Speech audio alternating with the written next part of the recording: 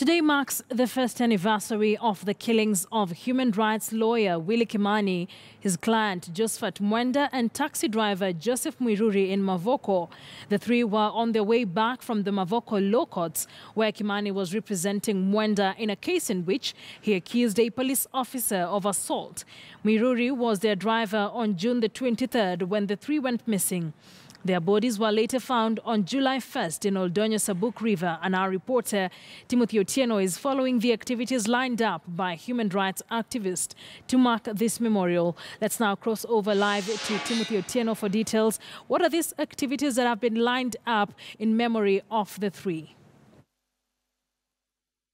Well, Akisa, we are at the Uhuru Park grounds, where, as you have mentioned, some human rights groups, including working groups for police reforms, are organizing a concert in memories for the three, and the preparations for that particular concert are currently underway here at the grounds as people try and gather to commemorate the one-year anniversary of the deaths of the three. So, as you can see, the people are gathering. But before this, there was a benefit, or rather a memorial that took place at the Consolata shrines earlier on in the morning, just to commemorate and console with the families of the three individuals who went missing exactly 1 year ago. And it's a controversial case that highlighted the issue of extrajudicial killings. 5 AP officers are currently in custody and their case is ongoing. And I spoke to some members of the family in the morning, and they were expressing optimism that justice indeed would prevail and those found guilty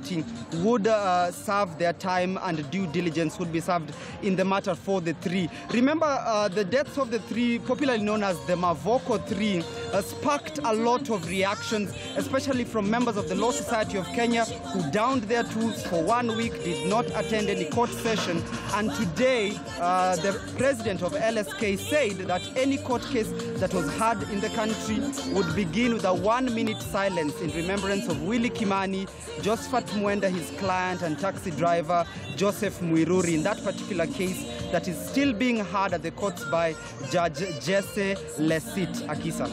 This case is still in court. What's the general feeling for these activists? Because it's been a year down, but the perpetrators have not really been brought to book.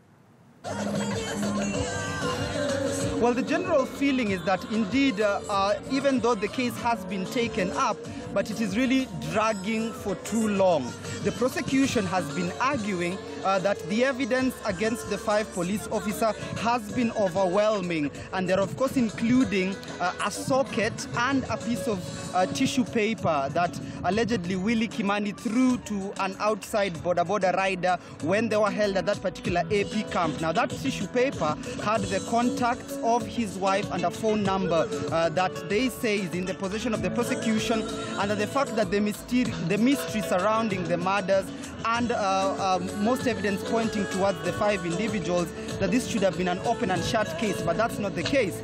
And even this particular group, including the Kenya National Human Rights Commission and Amnesty International, who are organizing today's event, had visited Mathare 3 days ago, where they were holding town hall meetings, seeking opinions on how extrajudicial killings can be ended.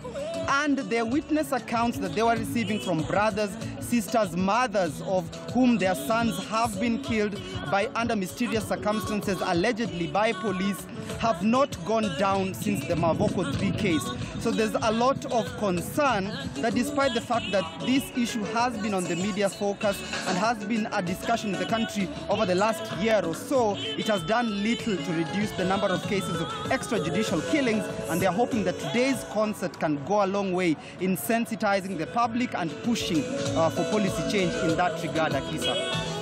Timothy, thank you for that update. He's joining us live from Uhuru Park.